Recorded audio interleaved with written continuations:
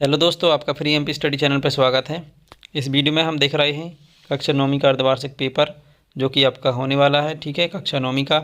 तो यहाँ पर इस पेपर में आपके लिए वो सभी प्रश्न मिल जाएंगे जो कि आपके आने वाले हैं या जिसमें से आपके सभी प्रश्न आने वाले हैं। तो यहाँ पर यह जो है एक पेपर के तौर पर प्रोवाइड कराया जा रहा है। इसमें सभी क्वेश्चन आंसर शामिल हैं, तो इसको अंत तक ज़रूर देखिए क्योंकि इसमें प्रश्न के साथ साथ आंसर भी दिए गए हैं और इसमें जितना सिलेबस आने वाला है उसी टाइप से इसमें क्वेश्चन लिए गए हैं। ठीक है, तो आइए यहाँ पर देखते हैं हमारे जो क्वेश्चंस दिए गए हैं। क्वेश्चन नंबर फर्स्ट से स्टार्ट होता है जिसमें अनसीन पैसेज पूछी जाती है और इसमें आपके लिए अनसीन को पढ़कर नीचे दिए गए प्रश्नों के उत्तर देने होते हैं। तो देख पा रहे होंगे आप यहाँ पर, ये रही आपकी अनसीन और इसके जस्ट नीचे लिखे हुए हैं इसके प्रश्न और उसके जस्ट नीचे हमने यहाँ पर उत्तर प्रोवाइड किए हैं। तो इनके लिए आप पढ़ लेंगे। ठीक है, और फिर इसके बाद में दूसरी पैसेज दी गई है क्योंकि आपकी शुरू के दो क्वेश्चन दो अनसीन पैसेज के ही होते हैं। तो यहाँ पर इसके भी आपके लिए क्वेश्चन मिल जाएंगे और आंसर भी नीचे लिखे हुए हैं। तो क्या करना है आपको, इनको ध्यान से पढ़कर जाना है क्योंकि ये जो है आने वाले क्वेश्चन हैं। ठीक है, और यहाँ पर एक और क्वेश्चन हमारा बनता है जो कि होता है अपोजिट वर्ड्स, जो कि आपके 1 या 2 नंबर में पूछे जाते हैं, मतलब कि विलोम शब्द। तो यहाँ पर विलोम शब्दों को शामिल किया गया है। तो एक विलोम शब्द की लिस्ट है, इनके लिए देख लेंगे कि किसका कौन सा 8 400 400 400। जी हाँ, याद कर लीजिए व्हाट्सएप नंबर, क्योंकि अब चाहे आपका मैथ्स का सवाल हो या फिजिक्स केमिस्ट्री बायोलॉजी का, आपके हर डाउट हर क्वेश्चन का मिलेगा तुरंत वीडियो सोल्यूशन, वो भी सीधा आपके व्हाट्सएप पर। बस अपने फोन में डाउटनेट का 8 400 400 400 व्हाट्सएप नंबर सेव कर लीजिए और चैट ओपन कीजिए। फिर जो भी आपका डाउट है उस सवाल की आपको बस फोटो खींचनी है, उसे क्रॉप करना है और 5 सेकंड में आपको उसका वीडियो सोल्यूशन मिल जाएगा। क्लास 6 से 12 IIT JEE NEET CBSE boards और सभी स्टेट बोर्ड्स के बच्चों के लिए। तो देर किस बात की, अभी जाइए और 8 400 400 400 पर अपना सवाल व्हाट्सएप कीजिए और अपने सभी डाउट्स को आउट कीजिए। लिंक डिस्क्रिप्शन में है।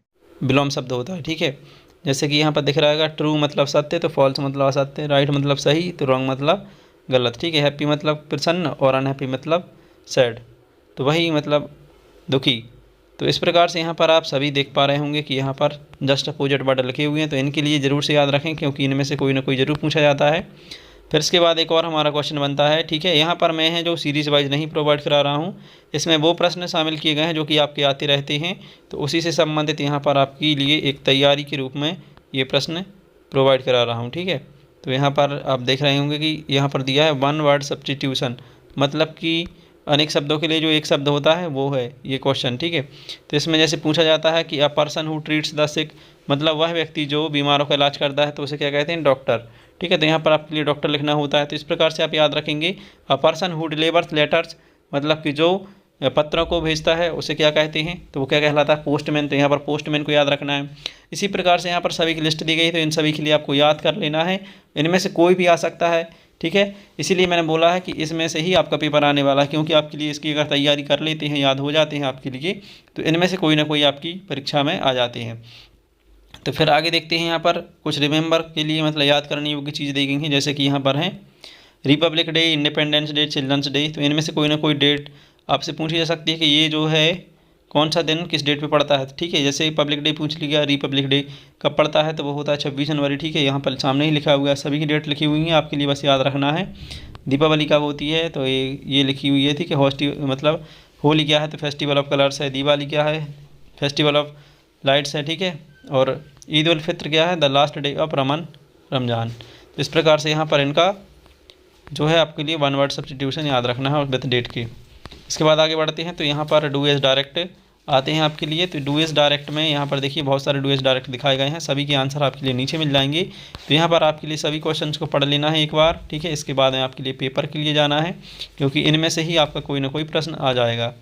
तो ये रही सारी की लिस्ट, इसके लिए आप देख सकते हैं, नोट कर लेंगे या तो फिर आप स्क्रीनशॉट ले सकते हैं। ठीक है, आगे बढ़ते हैं अगले प्रश्न की ओर। तो यहाँ पर आपके फिल इन द ब्लैंक्स आते हैं जो क्वेश्चन में वो दिए गए हैं, जैसे कि खालिस्तान कहते हैं। तो पहला प्रश्न है Ram is sitting, Khalistan Radha and सपना। तो राम बैठा हुआ है के बीच में। ठीक है, के बीच में के संदर्भ में यहाँ पर आपके या तो बिटवीन आता है या यमंग आता है। तो आपके लिए पता होना चाहिए बिटवीन और यमंग का प्रयोग कहाँ होता है। अगर आप ग्रामर के कुछ कंसेप्ट और रूल्स सीखना चाहते हैं, जैसे आर्टिकल्स हैं, इनका प्रयोग कहाँ होता है, ठीक है, डिटर्मिनर्स हैं, इनके प्रयोग कहाँ होते हैं, तो इसकी जो वीडियोज़ हैं वो हमारे चैनल पर अपलोड कर दी गई हैं। तो अगर वो देखना चाहते हैं तो उसकी आपके लिए लिंक इस वीडियो के डिस्क्रिप्शन में मिल जाएगी, ठीक है। तो वहाँ जाकर आप इन सब के लिए समझ लेंगे किसका कहाँ पर यूज़ होता है। तो पहले प्रश्न में आप क्या करेंगे, विटामिन का यूज़, क्योंकि जब दो के बीच में कोई चीज़ होती है तो वहाँ पर विटामिन का यूज़ होता है, और जब एक से ज़्यादा मतलब दो या दो से अधिक चीज़ों के बीच में किसी चीज़ का यूज़ होता है या प्रयोग होता है मतलब के बीच में, तो वहाँ पर एम अंक का प्रयोग होता है। दूसरा प्रश्न है, Khalistan moon walks silverly and silently.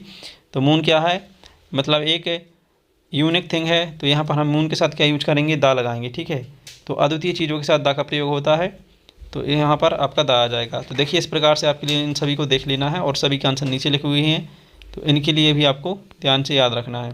और अगर आप इनका प्रयोग करना सीखना चाहते हैं कि किसका प्रयोग कहाँ पर होता है, तो मैं बता रहा हूँ, प्लेलिस्ट की जो लिंक है इस वीडियो के डिस्क्रिप्शन में दी गई है, वहाँ पर जाकर उन सभी वीडियो को देख सकते हैं और समझ सकते हैं कि किस शब्द का यूज कहाँ पर होता है।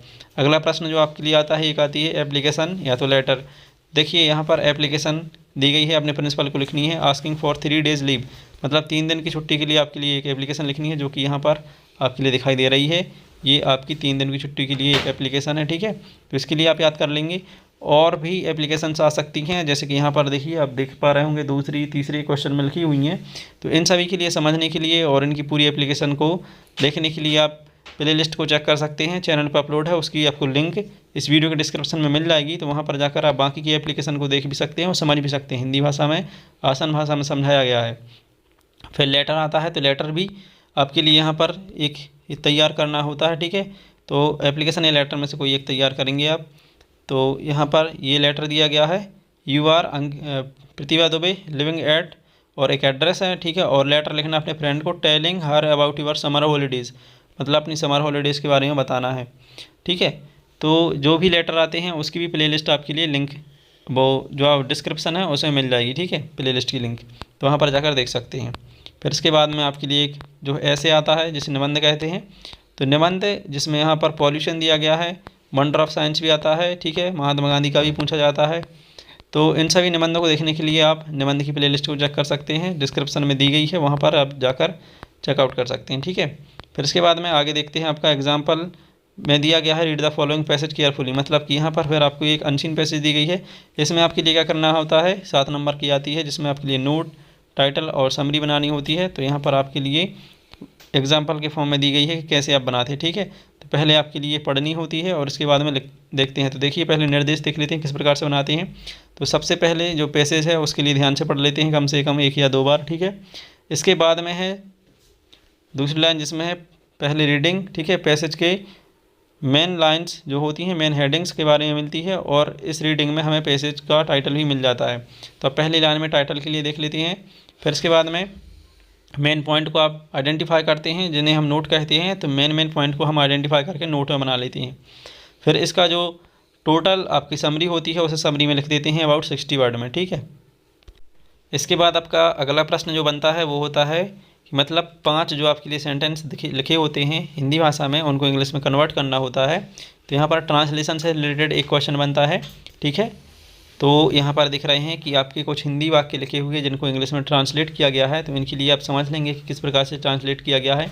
यहाँ पर एक पूरी लिस्ट दी गई है, इसके लिए आप ध्यान से देख लेंगे, ठीक है। और अगर आप ट्रांसलेशन सीखना चाहते हैं तो बाकी आप ये जो ग्रामर की वीडियोज़ होते हैं उनके लिए देखें। ग्रामर और टेंसेस वगैरह के जो वीडियो हैं, अगर वो आप देख लेते हैं तो आपको समझ में आने लगेगा कि ट्रांसलेशन कैसे करती है हिंदी से इंग्लिश में, ठीक है। तो यहाँ पर आप इनके लिए देख लेंगे। इसके बाद आगे बढ़ते हैं। तो यहाँ पर एक क्वेश्चन बनता है आपका, जिसमें आपसे मतलब पोएट्री का और पोएट का नाम पूछा जाता है, जो कि आपका एक क्वेश्चन आता है सेंट जा में, मतलब कि पोएम एक्सट्रैक्ट होती हैं, उनमें ये क्वेश्चन ज़रूर आता है जो भी पोएम आती है कि ये पोएम किस चैप्टर से ली गई है, और उसका नाम या फिर उसके राइटर का नाम पूछा जाता है। तो यहाँ पर आपको पोएट का नाम बताना होता है और उसके चैप्टर का। तो इनके लिए ज़रूर याद कर लें, क्योंकि इनमें से कोई आपके लिए ज़रूर आ सकता है, ठीक है। ये आपके चैप्टर जो सब्जेक्ट है और सब्जेक्ट के सभी इसमें पोएट हैं, और जो पोएम्स लिखी हुई हैं उनके नाम यहाँ पर असेंबल किए गए हैं, ठीक है। आगे देखते हैं। यहाँ पर देखिए आपके लिए एक पोएट्री पूछी जाती है, ठीक है, और इसमें से आपके कुछ क्वेश्चंस के आंसर भी आपको देने होते हैं। तो नीचे आपके क्वेश्चन रहेंगे, उसके नीचे आपको आंसर दिए गए हैं, जैसे आप देख पा रहे हैं। तो यहाँ पर आपकी जो पोएम्स हैं उनके लिए ज़रूर तैयार कर लें, क्योंकि पोएम्स में से ही आपके जो हैं क्वेश्चन और आंसर आते हैं। फिर इसके बाद क्वेश्चन हैं जो पोएम से लिए गए हैं टोटल, जो आपके 2 या 3 नंबर में पूछे जाते हैं, ठीक है। तो उनके लिए ज़रूर याद रखें, क्योंकि ये सिलेक्टेड होते हैं आपके लिए 5 में से 3 कभी करने के लिए पूछे जाते हैं, 7 में से 4 इस प्रकार से। तो यहाँ पर देखिए जो इम्पोर्टेंट थे वो यहाँ पर आपके लिए शामिल किए गए हैं, जैसे कि आप देख पा रहे होंगे, ठीक है। ये सभी प्रश्न इनके लिए ज़रूर तैयार कर लें, इनमें से कोई ना कोई ज़रूर आपकी पेपर में आ सकता है। तो इस प्रकार से यहाँ पर आपकी ये सभी क्वेश्चन समाप्त होते हैं। वीडियो पसंद आती है तो लाइक कर सकते हैं, और साथ में चैनल पर नए हों तो सब्सक्राइब भी कर लीजिए। और अगर इस आपके लिए इस वीडियो की जो PDF है वो चाहिए है, तो टेलीग्राम चैनल को ज्वाइन कर सकते हैं, उसकी लिंक जो है इस वीडियो की डिस्क्रिप्शन में मिल जाएगी। Thank you.